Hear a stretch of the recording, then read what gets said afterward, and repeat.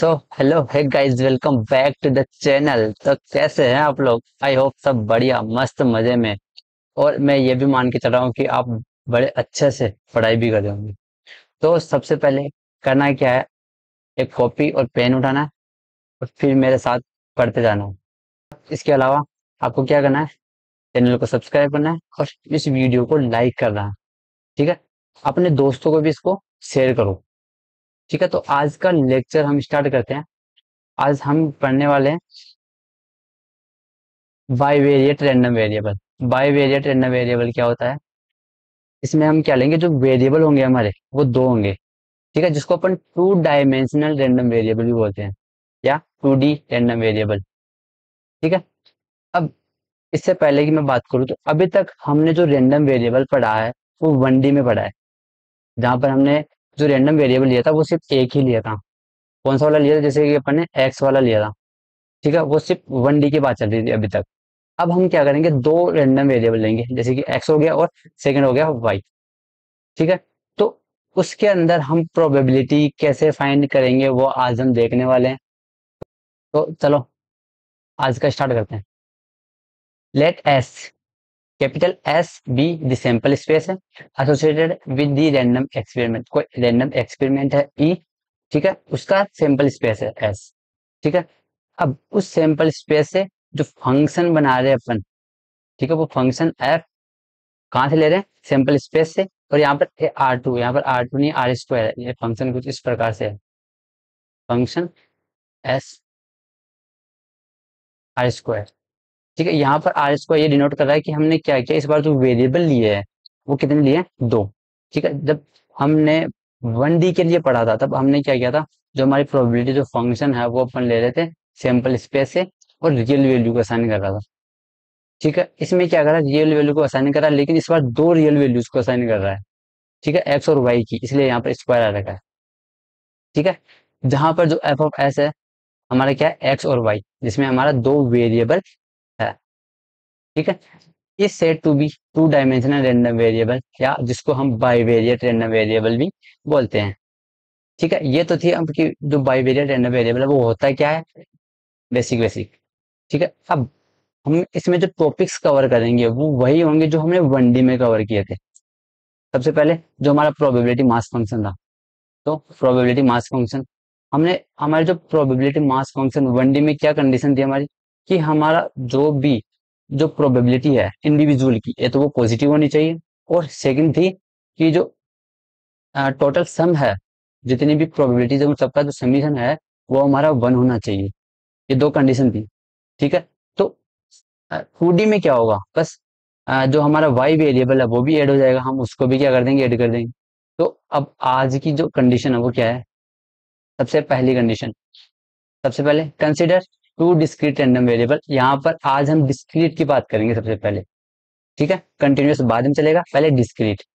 ठीक है, तब पी, यहाँ पर जो प्रोबेबिलिटी ले रहा हूँ मैं एक्स।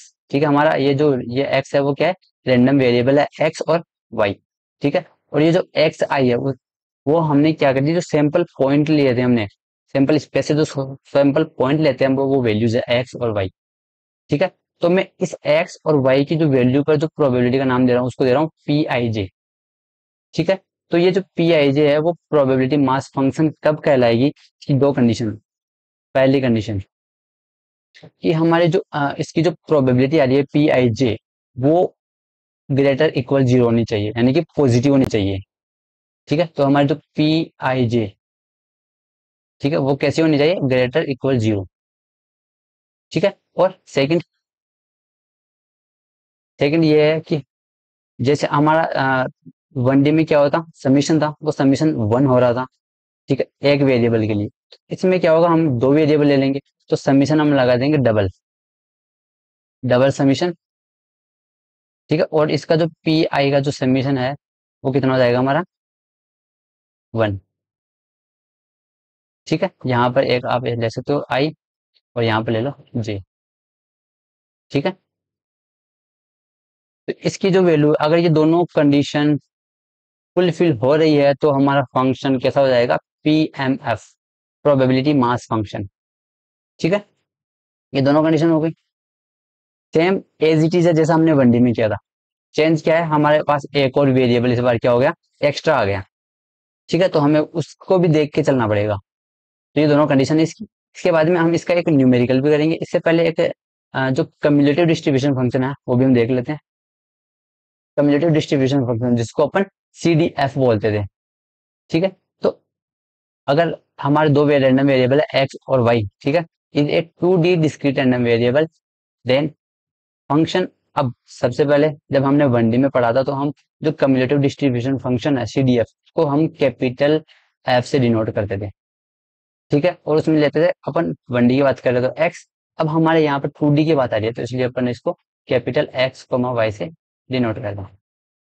ठीक है, और वो उसी को डिनोट कर रहा है probability P X equal to X and Y equal to Y पर। ठीक है, एक्स की जगह हम एक्स की वैल्यूज पुट करेंगे और वाई की जगह वाई। ठीक है, is called this CDF of X comma Y.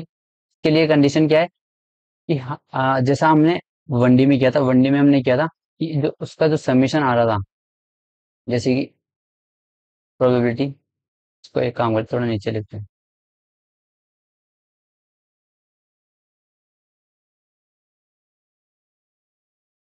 उसमें था कि हमारी जो प्रोबेबिलिटी है किसी भी उसके लिए, रैंडम वेरिएबल के लिए, ठीक है, तो अपन क्या कर सकते थे उसमें, उसका समीशन करते थे। ठीक है, जैसे कि यहाँ पे ले लिया आई। ठीक है, और कम्युलेटिव की बात करते हैं तो कम्युलेटिव में उससे पहले की जितनी भी प्रोबेबिलिटीज है उसको हम क्या करते थे, ऐड करते थे। ठीक है, तो अपन जैसे कि यहाँ पे ले सकते हैं आई लेस देन इक्वल टू जे, और यहाँ पर हो जाएगा PI। ठीक है, और ये जे क्या होता था, यहाँ पर ये होता था कि PX less than equal to XJ। ठीक है, उसमें कुछ इस प्रकार की कंडीशन थी। तो 2D में क्या हो जाएगा, इस बार समीशन की जो वैल्यू है वो हमारी बढ़ जाएगी। पहले बार पिछली बार एक्स समीशन था, इस बार दो समीशन हो जाएगा। ठीक है, तो F of X comma Y क्या हो जाएगा, समीशन जे के लिए और आई के लिए PIJ ही रहेगा। ठीक है, यहाँ पर आई की जगह एक इस आई के साथ जे भी आ जाएगा।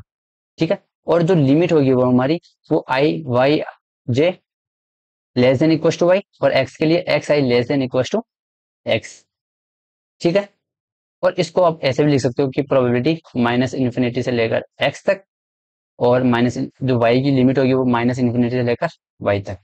ठीक है, CDF में हम क्या करते थे, जो हमारी लिमिट होती थी वो माइनस इन्फिनिटी से लेकर जहां तक हमें दी होती है, जहां पर हमें जो वैल्यू है वो पूछ रहा है वहां तक हमें लिखना होता था इसकी लिमिट। ठीक है, तो आप इसी फॉर्मूले को कुल मिलाकर ऐसे भी लिख सकते हो कि जो हमारा फंक्शन है एक्स कोमा वाई, वो इक्वल हो जाएगा प्रोबेबिलिटी, यहाँ पर infinity X less than equal to X, और minus infinite less than Y less than equal to Y equal to summation I और समीशन जे, PIJ। ठीक है, और यहाँ पर अगर मैं आई ले रहा हूँ तो हम यहाँ पर हमें लिखना पड़ेगा एक्स के लिए, यानी कि XI less than equal to X, और अगर जे की बात कर रहा हूँ तो वाई के लिए YJ less than equal to Y. ठीक है, या तो ये वाला कर लो या फिर ये वाला, या मैंने क्या किया इसको कंबाइन में लिख दिया। ठीक है, अब इसके ऊपर हम एक न्यूमेरिकल करते हैं। तो न्यूमेरिकल यहाँ पर दिया हुआ है कि थ्री बॉल्स, ये three balls are drawn at random without replacement. Without replacement की बात हो रही है कि हमने जो बॉल निकाली ना उसको वापस नहीं रखा है। ठीक है, from a box containing two white. हम एक काम करते हैं इसमें साथ ही साथ लिखते हुए चलते हैं। इसमें क्या बोल रहा है, इसमें ये हमें बोल रहा है कि एक कंटेनर है। ठीक है, ये मान लो कि एक कंटेनर है जिसमें टू वाइट, यानी कि वाइट बॉल कितनी है अपने पास, टू। ठीक है, और रेड आगे बोल रहा है थ्री रेड, यानी कि रेड बॉल होगी थ्री। ठीक है, और फोर ब्लैक बॉल्स, तो ब्लैक हो जाएगी फोर। ठीक है, यानी कि इस कंटेनर में तो टोटल बॉल कितनी होगी, two plus three plus four equal to nine. और 3 7 और 2 9, ठीक है, यानी कि 9 बॉल इसके अंदर है। अब पूछ क्या रहा है, if x denotes the number of white balls, ये जो एक्स है, हमारा जो कैपिटल एक्स है वो किसको डिनोट कर रहा है, वाइट बॉल्स को,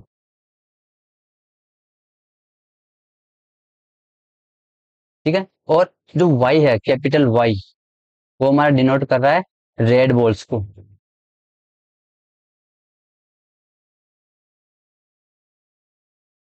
ठीक है। Find the joint probability distribution of X comma Y, अब हमें जो एक्स और वाई है उसकी जॉइंट प्रोबेबिलिटी डिस्ट्रीब्यूशन वो फाइंड करना है। प्रोबेबिलिटी डिस्ट्रीब्यूशन का मतलब वही है जैसा हमने वनडे में किया था, कि जैसे कि एक्स की कोई वैल्यू है उसके करस्पॉन्डिंग उसका उसकी जो प्रोबेबिलिटी है वो हमें फाइंड करनी होती है, ठीक है। तो अब हम क्या करेंगे, एक्स और वाई दोनों का जॉइंट में फाइंड करेंगे। अब उसको कैसे फाइंड करेंगे, ध्यान से देखना इसमें। सबसे पहले हमारी ये क्वेश्चन बोल क्या रहा है कि हमने क्या किया, एक कंटेनर था, उस कंटेनर में 2 व्हाइट और 3 रेड और 4 ब्लैक बॉल है, वो क्या कर दी, मिक्स कर दी, ठीक है। अब हमने क्या किया, उसमें से 3 बॉल निकाली। कितनी बॉल निकाली है, 3 बॉल निकाली है। तो उसको जैसे कि मैंने एक बॉल निकाली, तो उसको वापस रिप्लेस नहीं करना है। एक बॉल निकाली, ठीक है, रख लो, फिर दूसरी बॉल निकालो, फिर तीसरी निकालो, ऐसे 3 बॉल निकालनी है, ठीक है। तो अब उसकी प्रोबेबिलिटी क्या है, उसका जो मैं एक्स और वाई की वैल्यूज है उसको ध्यान से देखना कैसे लिख रहा हूँ। सबसे पहले मैं लिख रहा हूँ एक्स के लिए, कि जैसे कि मान लो मैंने जो बॉल निकाली, ठीक है, उसमें से एक भी बॉल मेरी वाइट नहीं आई है, ठीक है। तो वाइट नहीं आई है तो मेरे पास एक्स की वैल्यू है वो कितनी हो जाएगी, 0, क्योंकि एक्स क्या कर रहा है, व्हाइट बॉल्स को डिनोट कर रहा है, ठीक है। तो हमारे पास एक भी वाइट नहीं है तो एक्स की वैल्यू कितनी होगी, 0। और वाई की भी लेके चलते हैं साथ में, ठीक है। कि जो हमारे पास जो बॉल हमने निकाली है एक बार में, वो एक जो हमने बॉल निकाली है वो ना तो व्हाइट में से निकली है ना ही रेड में से निकली है, यानी कि वो ब्लैक में से आई है, ठीक है। तो एक्स और वाई की दोनों की वैल्यू क्या हो जाएगी, 0, ठीक है। अब सेकंड एक बात और, जैसे कि हमने इसमें से 3 बॉल निकाली है, ठीक है, 3 बॉल निकाली। अब फर्स्ट तो हो गया कि हम जो ना तो एक भी व्हाइट आई और ना ही एक भी रेड आई, जो तीनों की तीनों बॉल थी वो कैसे आ गई, ब्लैक, ठीक है। अब मान लो कि कंडीशन ऐसी भी हो सकती है, ये जो व्हाइट बॉल है, ठीक है, वो व्हाइट एक व्हाइट बॉल निकल जाए, ठीक है, रेड एक निकल जाए, बाकी की जो एक है बची है वो ब्लैक वाली निकल जाए, ऐसी भी तो कंडीशन हो सकती है। इसलिए हमारे जो एक्स वाई जेड की वैल्यू है, एक्स और वाई की जो वैल्यू होगी वो क्या होगी, 0 और 1, 1, ठीक है। अब अदर कंडीशन क्या हो सकती है, कि हमें क्या हो जाए, जो 3 बॉल निकाली उसमें से 2 व्हाइट निकल जाए, ठीक है, और जो बाकी एक बची हुई वो रेड निकल जाए या फिर ब्लैक निकल जाए, या ऐसी भी हो जाए कि हमें जो बॉल निकाल रहे हैं वो तीनों जो 2 रेड निकल जाए और बाकी कोई दूसरी निकल जाए, ऐसा भी हो सकता है। तो रेड की कितनी हो जाएगी, 2, ठीक है।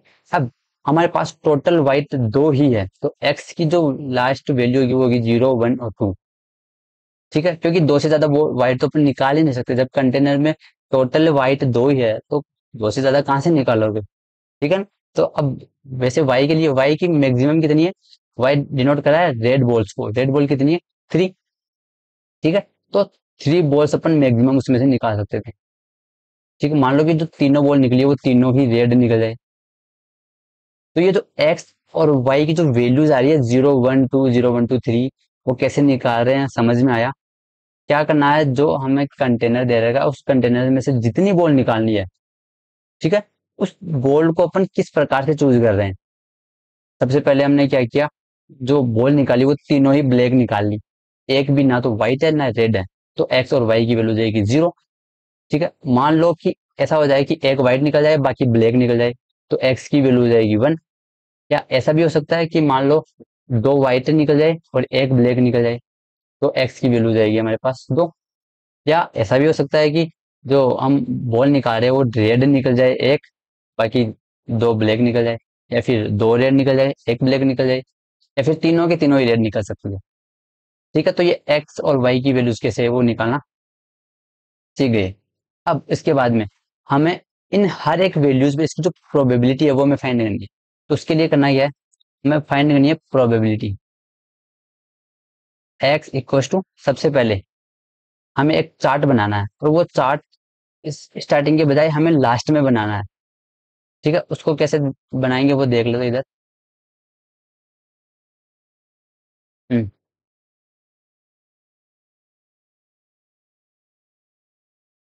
इधर लिखेंगे अपन एक्स की वैल्यूज और इधर हो जाएगी वाई की वैल्यूज।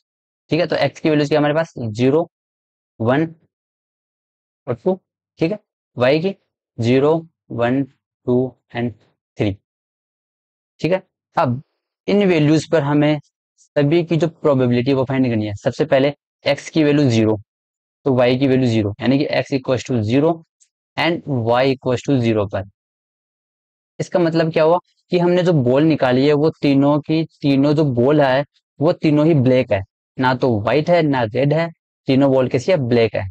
ठीक है, अब इसकी जो प्रोबेबिलिटी है वो कैसे फाइंड करनी है वो मैंने इससे पहले वाली वीडियो में भी बता रखा है कि जो प्रोबेबिलिटी डिस्ट्रीब्यूशन अपन कैसे फाइंड करते हैं। ठीक है, तो उसके लिए करना क्या है, सबसे पहले हम जो बॉल निकाल रहे हैं वो किस में से निकाल रहे हैं, ब्लैक में से। ठीक है, तो ब्लैक कितनी है, 4। ठीक है, 4 सी कितनी बॉल निकाल रहे हैं, 3, 4 C 3 अपॉन में। अब टोटल कंटेनर में कितनी बॉल है, मतलब जो अपने पास कंटेनर, उस कंटेनर में टोटल 9 बॉल्स है ना, तो 9 में से अपन ने कितनी बॉल निकाल ली, 3। ठीक है, तो अब इसको सोल्व करके आपकी जो प्रोबेबिलिटी है X equal to 0 and Y equal to 0 पर जो प्रोबेबिलिटी है वो हमें मिल जाएगी। ठीक है, तो अब इसको सोल्व कैसे करते हैं वो तो मैंने पहले भी बता रखा है, मैं एक बार और रिवाइज करवा देता हूँ। 4C 3 अपन इसको सोल्व करते हैं, 4 का फैक्टोरियल। ठीक है, अपॉन में ये हो जाएगा 3 का फैक्टोरियल एंड 4 - 3 यानी कि 1 का फैक्टोरियल, ऑलरेडी 1 ही होता है। ठीक है, अपॉन में आ जाएगा 9C 3 यानी कि 9 का फैक्टोरियल अपॉन में 3 का फैक्टोरियल एंड 9 - 3 6, 6 फैक्टोरियल। ठीक है, इसको सॉल्व करते हैं अब। ये 4C 3 वाला कैंसिल हो जाएगा, ऊपर बचेगा 4 अपॉन में 9, 8 और 7। ठीक है, और जो 3 वाला वो ऊपर आ जाएगा, 3 × 2। ठीक है, अब यहाँ से इसको कैंसिल करते हैं, ये 8 कैंसिल हो जाएगा एक, और 3 वाला यानी कि 1/21। ठीक है, तो P at X equal to 0 and Y equal to 0 पर हमारा जो वाई वैल्यू है वो है 1/21। ठीक है, अब ऐसे ही करके हमें ऑल वैल्यूज फाइंड करनी है। ठीक है, सेकंड कौन सी है, सेकंड है हमारी P at X equal to 0। देख, हम क्या करें, एक्स की वैल्यू मान ले 0। ठीक है, यानी कि जो हमारे पास व्हाइट बॉल निकली है वो है 0, और जो हमारे पास बॉल निकली है वो कैसी है, एक बॉल, वो आगे रेड और बाकी की 2 आ गई ब्लैक। ठीक है, तो यहाँ पर इसमें अपन साथ साथ वैल्यू भी लिखते चलते हैं, 1/21। ठीक है, अब सेकंड एक्स इक्व टू 0 और वाई इक्व टू 1 पर। ठीक है, तो X equal to 0 and Y equal to 1। तो X equal to 0, X white balls को डिनोट कर रहा है, तो व्हाइट बॉल अपने पास कितनी है, 2। ठीक है, तो उसको तो लिखने से कोई मतलब नहीं है, 2C 0 की वैल्यू 1 होती है। तो यहाँ पर हम ले रहे हैं वाई की वैल्यू 1, वाई डिनोट कर रहा है रेड बॉल को, यानी कि हमने क्या किया, जो कंटेनर है उस कंटेनर में से जो रेड बॉल है, उस रेड बॉल में से एक बॉल हमारे पास आ गई, और जो बाकी की जो बॉल्स है वो कैसी है, ब्लैक। ठीक है, तो उसको कैसे लिखेंगे अपन, उसको लिखेंगे 3C 1, यानी कि रेड बॉल में से कितनी निकली है, एक। ठीक है, और बाकी जो 2 बॉल आई है वो कहाँ से निकली है, हमारी ब्लैक वाले से, ब्लैक बॉल से। ठीक है, तो ब्लैक है कितनी अपनी 4, तो 4C 2। ठीक है, टोटल कंटेनर में कितनी थी, 9 बॉल्स, तो 9C 3। ठीक है, इसको अपन यहाँ से सोल्व करेंगे, इसकी जो वैल्यू है वो हम फाइंड कर लेंगे।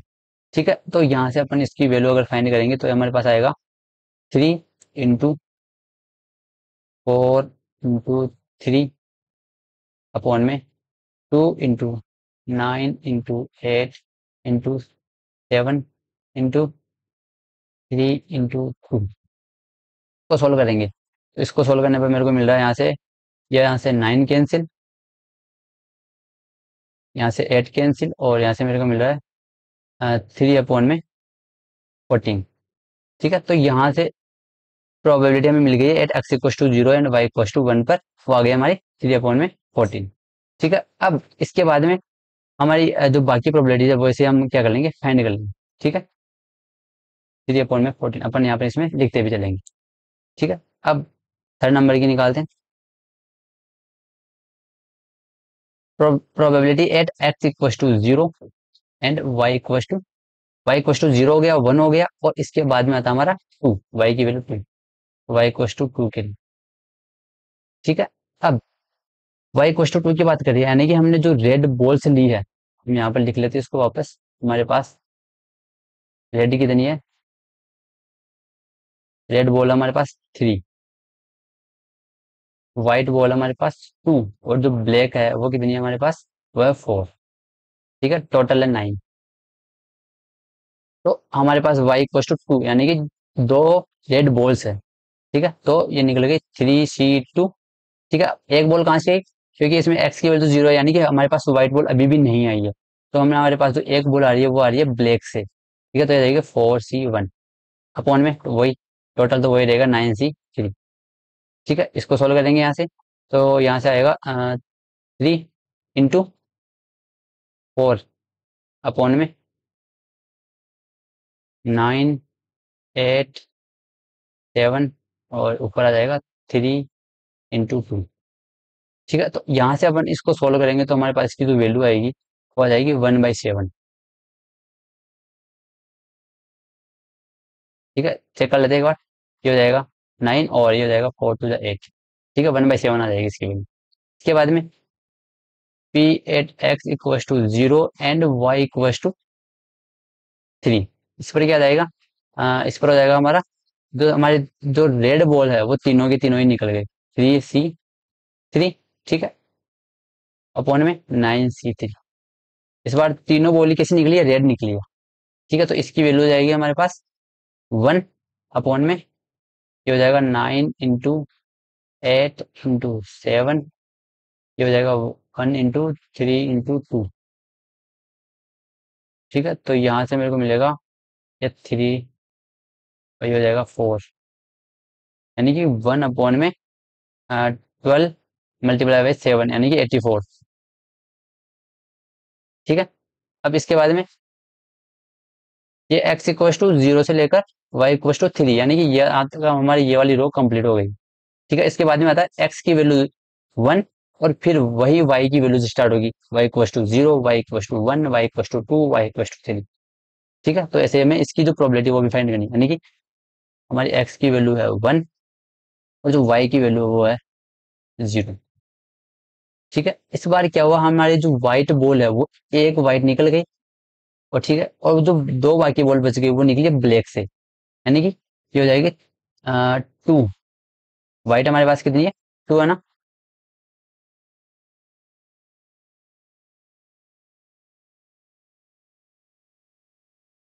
ये हो जाएगा 2C1 इंटू हमारे जो बाकी है वो आई है ब्लैक से, यानी कि 4C2।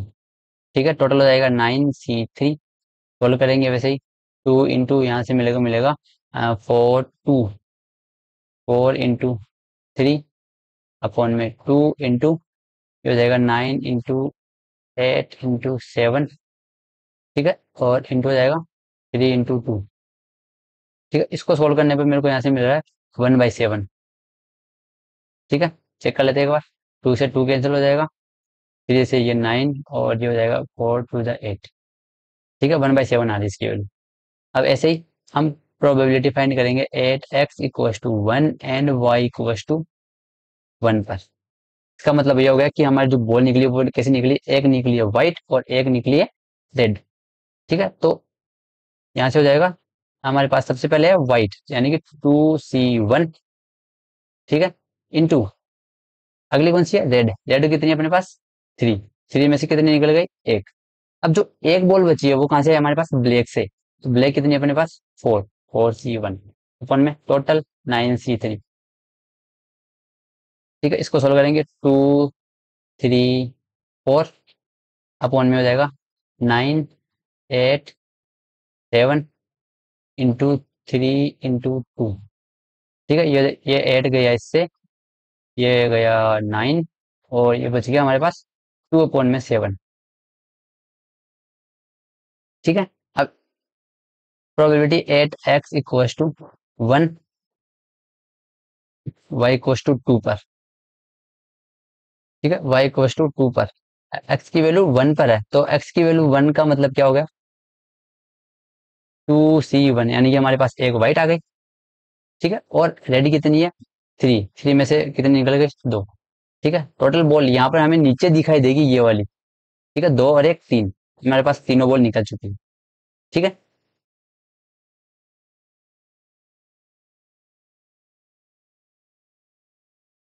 अपॉन में कितना आ जाएगा टोटल, 9c3। ठीक है, अगर इसको सोल्व करोगे तो हमारे पास इसकी वैल्यू आएगी 1/14। ठीक है, अब ये सोल्व कैसे कर रहा हूं मैं, इसका फॉर्मूला तो पता है ना, मैंने पहले भी लिखा था इसका फॉर्मूला, एक बार और रिपीट कर देता हूँ।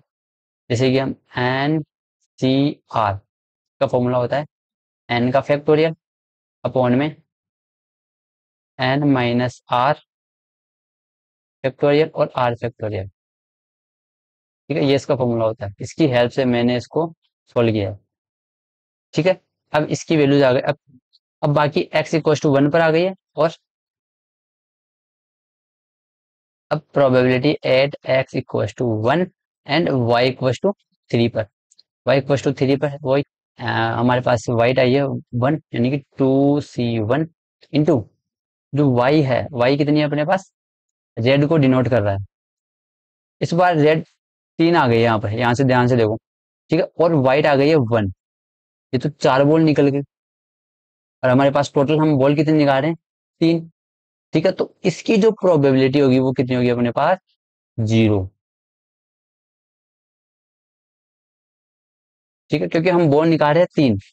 ठीक है, तो ये वाली कंडीशन तो कैसे बनेगी, ऑफ कोर्स बनेगी ही नहीं। ठीक है, तो ये वाली कंडीशन हम क्या कर देंगे, डिस्कार्ड कर देंगे, यानी इसकी जो प्रोबेबिलिटी है वो हम कितनी लिख देंगे, 0। ठीक है, अब ऐसे ही हम जो बाकी है, यानी कि जब x की वैल्यू हमने 0 पर निकाल ली, x की वैल्यू 2 पर ले लिए, अब x इक्वल टू 3 लेकर y इक्वल टू 0 1 2 3 पर भी हम इसकी जो प्रोबेबिलिटी है वो फाइंड कर लेते हैं।